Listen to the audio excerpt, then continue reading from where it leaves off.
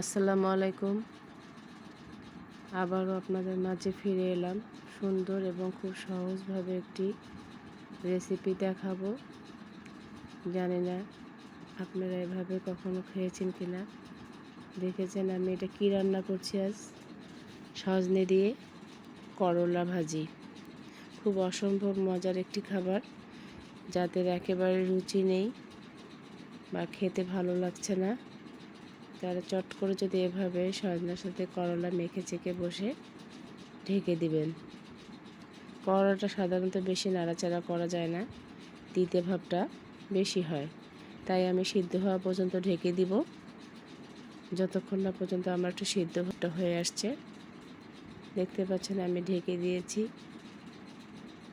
এবার আমি একটু ঢাকনা খুলে আবারও নাড়াচাড়া করে দিব, যাতে সজনাটা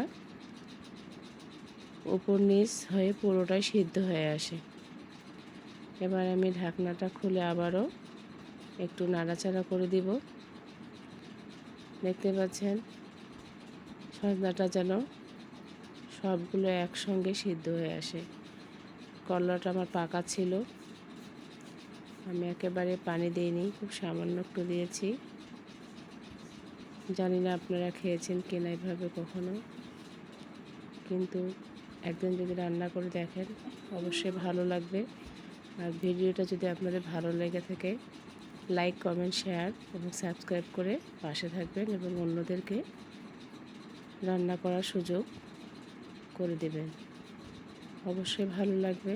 দেখেন আমার ভাজিটা হয়ে গিয়েছে। গরম গরম ভাত এক প্লেট কখন যে শেষ হয়ে যাবে বুঝতেই পারবেন না। এভাবে অবশ্যই একদিন বাসায় রান্না করবেন, জানাবেন আপনাদের কেমন লাগলো ভিডিওটা। যদি ভালো লেগে থাকে